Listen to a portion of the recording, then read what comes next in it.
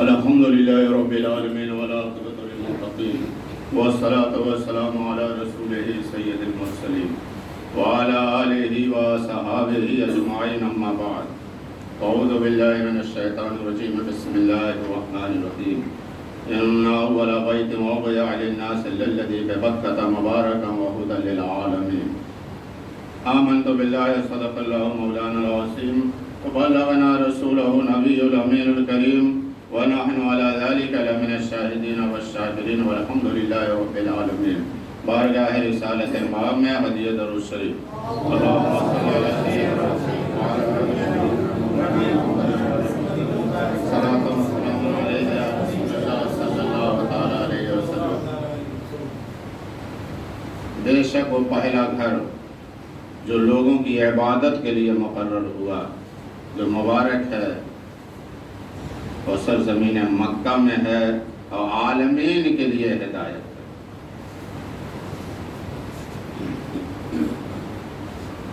اب کعبہ شریف کے تعلق سے اس کی برکتیں نہیں، وہ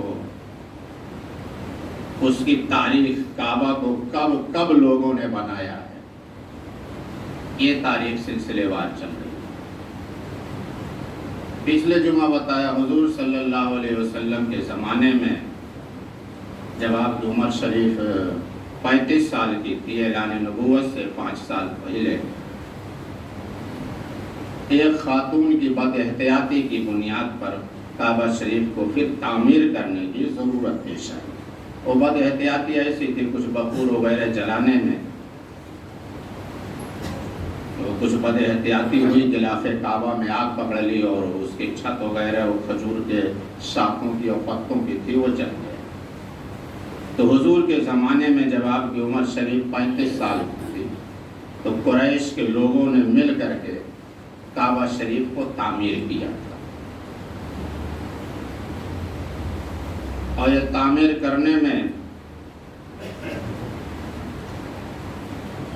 اب اس کو ہم یہ سمجھ رہے کہ اللہ کی مصلحت ہی رہی ہوگی، انہوں نے جو جائز پیسہ اکٹھا کیا، اس لیے ان لوگوں کا عام طور پر کاروبار جو تھا سود کا تھا، شراب وغیرہ کے ناجائز کاروبار تھے، تو کعبہ شریف کی تعمیر میں ان لوگوں نے جو جائز پیسہ اکٹھا کیا، 3 طرف سے دیوار مکمل ہو گئی تھی، ایک طرف سے جو حتیم کہلاتا، جو کمر کے برابر دیوار ایک طرف سے ہے 4 دیواری، اس کی طرف جس طرف پرنالا ہے اس کو حتیم بولتے ہیں، اس طرف کی دیوار جو ہے 6 سے 6.5 ہاتھ یہ پہلے موڑ دیا ان لوگوں، پیسہ کم پڑ رہا تھا، یہ تھا کہ بعد میں پھر اکٹھا کریں گے تو اس کو ہم پھر بنیاد ابراہیم پر یہ لے آئیں گے ایک طرف سے۔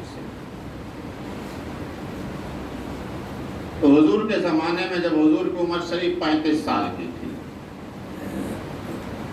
یہ تعمیر لگ بھگ 1 صدی، لگ بھگ 100 سال رہی ہوگی، مکمل 100 سال نہیں، لگ بھگ 100 سال تھی یہ تعمیر جو قریش کے لوگوں نے کیا۔ بعد میں یزید کی حکومت آ گئی تھی، یزید کی حکومت 3 سال کچھ مہینے تھی، اور 3 سال میں 3 کارہائے نمایاں ہوئے تھے۔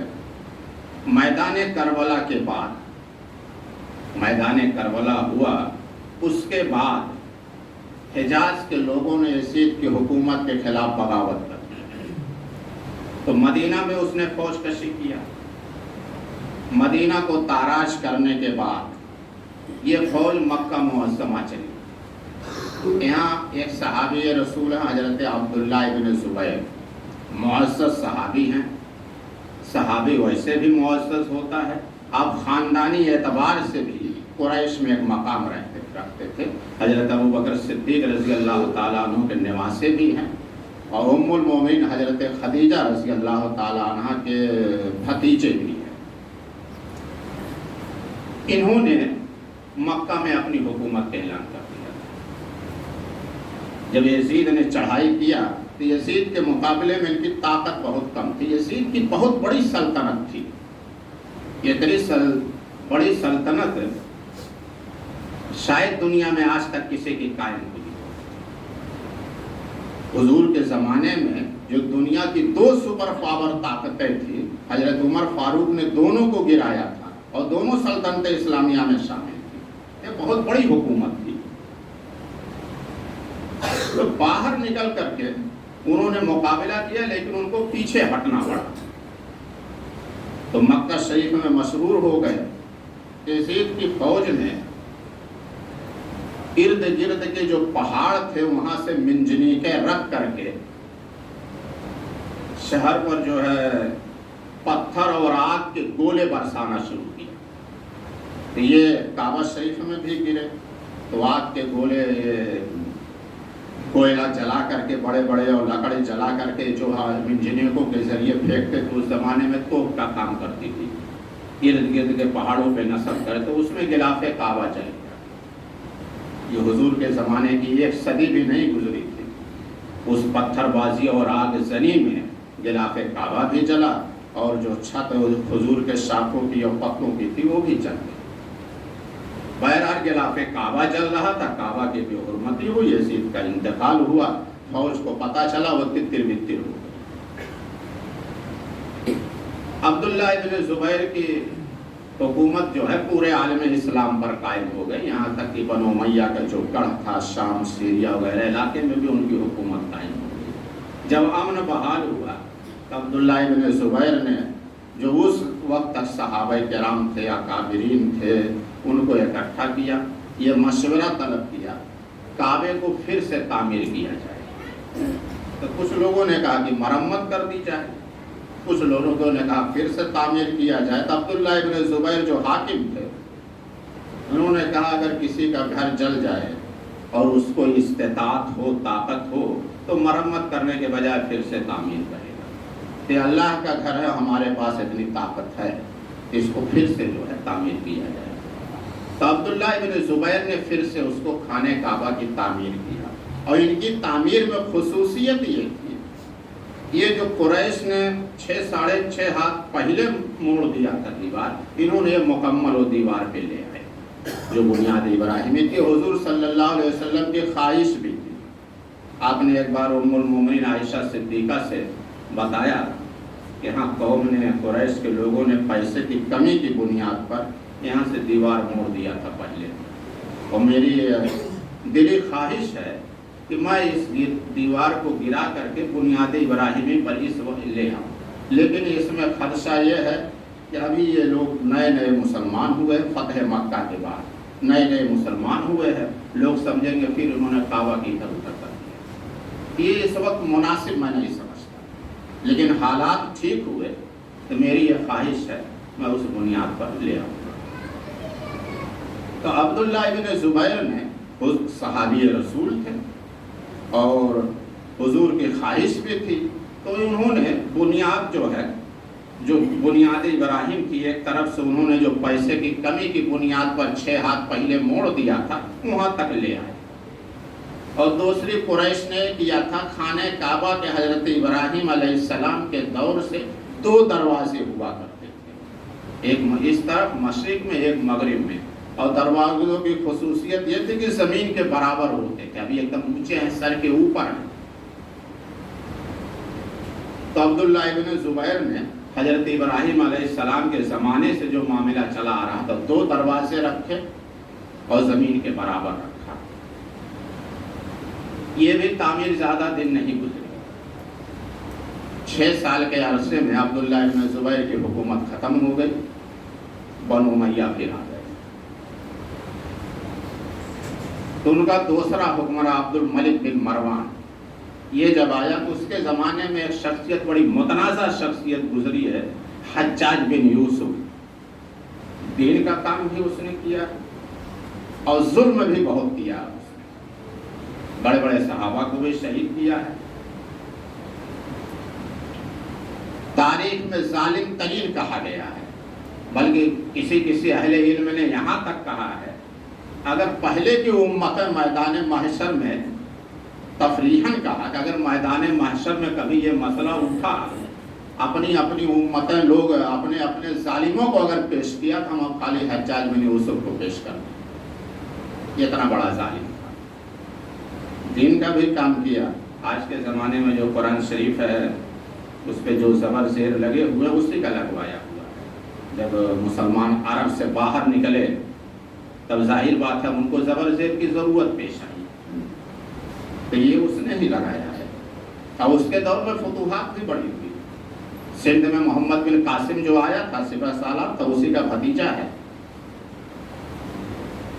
تو اس کی جب حکومت آئی، عبداللہ ابن زبیر جب شہید ہو گئے تو اس کو کبھی کبھی کسی کو ہوتا ہے، کسی کسی کی فطرت ہوتی ہے، کسی کسی سے بلا وجہ چڑ ہوتی ہے۔ وہ اچھی بات بھی بولا تو سامنے والا چڑ جاتا ہے، کسی کسی کی ہوتی، کسی کسی سے فطرت ہوتی، بلا وجہ چڑ ہوتی ہے۔ تو حجاج بن یوسف کو عبداللہ بن زبیر سے بلا وجہ بھی چڑتی ہے، جس کو کہتے ہیں وہ مناسب تو نہیں، خدا واسطے پیر تھا۔ تو اس نے خلیفہ کو لکھا کہ قریش نے جو خانہ کعبہ کی تعمیر کیا تھا، عبداللہ ابن زبیر نے اس کے برعکس تعمیر کیا ہے، اور اس نے سچی بات بھی لکھی۔ لیکن اگرچہ اکابرین شہر کے معززین جو ہے، جن کے رائے مشورے پر اعتبار کیا جا سکتا، وہ گواہی دیتے ہیں کہ عبداللہ ابن زبیر کی تعمیر بنیاد ابراہیمی پر ہے۔ لیکن کچھ لوگ یہ بھی کہتے ہیں کہ انہوں نے قریش کی تعمیر کے برعکس کیا ہے، اس لیے اگر آپ اجازت دیں تو پھر قریش کی تعمیر کے مطابق خانہ کعبہ تعمیر کر دی۔ اس نے ساتھ میں سچی بات بھی لکھی، لیکن یہ فن ہوتا ہے اہل سیاست کا کہ سچی بات اس اعتبار سے لکھو، ایسے ڈھنگ سے لکھو وہاں تک لوگوں کی نظر ہی نہ جائے، نظر جائے تو سرسری جائے۔ جیسے اخبار میں نہیں ہوتا، کبھی کبھی سچی بات اندر کونے میں کہیں موجود ہوتی ہے کہ لوگوں کی نظر بھی نہ پڑے۔ انہوں نے سچی بات بھی لکھی، لیکن اس اعتبار سے لکھی اس پہ زیادہ نظر نہ ڈالے۔ تو بہرحال خلیفہ نے اجازت دے دیا، اس نے جو ہے چند ہی سال گزرا تھا، پھر جو ہے خانہ کعبہ جسے آج موجودہ دور ہے، پھر جو ایک دروازہ کر دیا وہ سر کے اوپر کر دیا، اور 6 ساڑھے 6 ہاتھ اس طرف سے جدھر حتیم ادھر سے پہلے موڑ دیا۔ بہرحال خلیفہ بعد میں حج کرنے آیا تو شہر کے لوگوں نے شکایت کیا کہ عبداللہ ابن زبیر کی سے جو بھی آپ کی دشمنی تھی سیاسی تھی، انہوں نے خانہ کعبہ کی تعمیر بنیاد ابراہیمی پر کیا تھا، آپ نے بلا وجہ حجاج کو جو اجازت دیا۔ جب اس کو پتہ چلا کہ حضور کی حدیث بھی یہ تھی تو اس نے افسوس کیا خلیفہ نے کہ کاش میں اس کو اجازت نہ دیا ہوتا۔ بہرحال یہ حجاج بن یوسف کی تعمیر یہ 800-900 سال تک رہی۔ بنو امیہ کی حکومت ختم ہوئی، 70-80 سال کے بعد بنو امیہ کی حکومت عالم اسلام سے ختم ہو گئی۔ بنو عباس آئے، جب ان کو امن و امان تھوڑا ہوا تو انہوں نے اس کی طرف توجہ دی کہ عبداللہ ابن زبیر کی جو تعمیر تھی وہ سب سے پرفیکٹ تھی، حضرت ابراہیم علیہ السلام کی بنیادوں پر تھی، انہوں نے جیسے تعمیر کیا تھا دونوں طرف دروازے تھے ویسے تھی۔ یہ قریش نے کچھ مالی مجبوری کی وجہ سے اس میں ترمیم ایک طرف سے کیا تھا، حجاج نے زیادتی کیا ہے۔ اب ہم اس کو جو ہے پھر بنیاد ابراہیمی پر لے آئے، جو عبداللہ ابن زبیر نے جیسے تعمیر کیا تھا پھر لے آئے۔ انہوں نے خواہش ظاہر کیا، لیکن اس زمانے کے علماء خاص طور پر حضرت امام مالک رحمۃ اللہ علیہ نے مورچہ سفال کیا کہ آپ بالکل اب ہاتھ نہیں لگا سکتے جب تک قدرتی طور پر اس کی بنیاد تعمیر کرنے کی ضرورت نہ پیش آ جائے، اس وقت کوئی اس میں ہاتھ نہیں لگائے گا۔ اب جیسے ہے ویسے رہے گا، اور نہ یہاں رسم نہ چل نکلے گی، جو بھی حاکم آئے گا خانہ کعبہ کو شہید کرے گا، پھر سے تعمیر کرے گا اپنی واہ واہی کے لیے۔ یہ سیاست کا اکھاڑا یہاں نہیں بننے دیا جائے گا، اب جیسے ہے ویسے رہے گا۔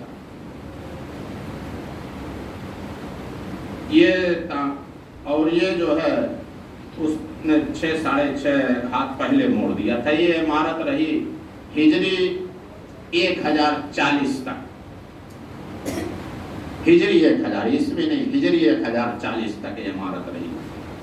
یہ بنو عباس حکومت گئی، اس کے بعد سلجوق آئے، وہ بھی گئے، اس کے بعد عثمانی آئے، یعنی ارطغرل الغازی والے لوگ آئے، عثمانی حکومت آئے، تو ان کے زمانے میں بہت زبردست سیلاب آیا، یہاں کے خانہ کعبہ کے دروازے تک پانی چڑھ گیا، اور ہے بھی شہر کی زمین سے اگر خانہ کعبہ کی زمین کو اگر موازنہ کریں گے تو بہت نیچے ہے. اگر صحیح ڈھنگ سے موازنہ کرنے جائیں گے تو اندازاً 1 مالے سے 2 مالے نیچے پڑ جائے گی شہر کی زمین سے. تب ظاہر بات ہے کہیں سے بند ٹوٹا ہوگا تو پورا پانی ٹھیل دیا ہوگا ادھر، تو پورا ایک دم بھر گیا تھا. دروازے کا تالا ہے وہاں تک پانی چڑھ گیا تھا. تو عثمانیوں کے دور میں انہوں نے پانی خالی کرایا، اس کے بعد خانہ کعبہ کی تعمیر کیا. تو ابھی موجودہ جو تعمیر ہے یہ عثمانی خلیفہ مراد خان کی تعمیر کرتا ہے، اور انہوں نے اس میں کچھ رد و بدل نہیں کیا، جیسے تھا ویسے کھڑا کر دیا. حالانکہ وہ لے سکتے تھے اندر، حتیم کی طرف سے 6.5 ہاتھ آگے بڑھ سکتے تھے، دروازہ نیچے کر سکتے تھے جو ابراہیم علیہ السلام کے دور سے چلا، لیکن انہوں نے اس میں کچھ نہیں کیا، جیسے تھا ویسے کھڑا کر دیا. نہیں، اور شاید اس کی وجہ رہی ہو دنیا کی بہت بڑی سلطنت تھی ترکیہ، اور ان کی اگر تاریخ پڑھو تو ہر روز کسی نہ کسی خطے میں بغاوت ہوتی رہتی. تو شاید خلیفہ کو ڈر محسوس ہو، بھائی اس کی حقیقت تو اہل علم جانتے تھے، عام لوگ نہیں جانتے تھے. اگر میں نے اس میں شاید اس کو خلیفہ کو ڈر رہا کہ اس میں اگر میں نے کچھ تبدیلی کیا، بھلے صحیح بنیادوں پر لے گئے تو جو حکومت مخالفین ہیں لوگوں کو لے کے سڑکوں پہ آ جائیں گے، خلیفہ بے دین ہو گیا، کعبہ میں تبدیلی کر دیا. بہرحال جو بھی معاملہ رہا ہو وہ ہم یہ سمجھتے ہیں اللہ کی مصلحت رہی، اور اس میں عام لوگوں پر اللہ کی نظر کرم رہی. اس لیے ہر شخص تو خانہ کعبہ کے اندر نہیں جا سکتا، لیکن وہ جو حتیم کی طرف 6.5 ہاتھ ہے وہ کعبے ہی کا حصہ ہے، اور وہاں ہر شخص جا سکتا، کوشش کر کے 2 رکعت نماز ادا کر سکتا ہے. یہ اللہ کی عام لوگوں پر نظر کرم کی. اور حدیث سے بھی ثابت ہے، ام المومنین عائشہ صدیقہ رضی اللہ تعالی عنہا نے حضور صلی اللہ علیہ وسلم سے خواہش ظاہر کیا خانہ کعبہ کے اندر 2 رکعت نماز پڑھنے کی. تو آپ نے ان کا ہاتھ پکڑا اور حتیم کے پاس پرنالے کے نیچے لا کے کھڑا کر دیا، کہا یہاں 2 رکعت پڑھ لو. یہاں 2 رکعت پڑھنے کا مطلب یہ ہے خانہ کعبہ کے اندر ہی نماز پڑھنا. یہ اللہ کی نظر کرم تھی عام لوگوں پر کہ اللہ نے اتنا خالی کر کے باہر رکھا کہ ہر شخص وہاں جا سکتا کوشش کر کے. یہ خانہ کعبہ کی تعمیر کرنے کی تاریخ تھی. بنیاد جو ابھی تک چلا رہا ہے یہ مراد خان، عثمانی خلیفہ مراد خان کی تعمیر کردہ ہجری 1040 میں. اور انشاءاللہ اس کی تاریخ آگے کی تاریخ اگلے جمعہ. وآخر دعوانا الحمدللہ رب العالمین.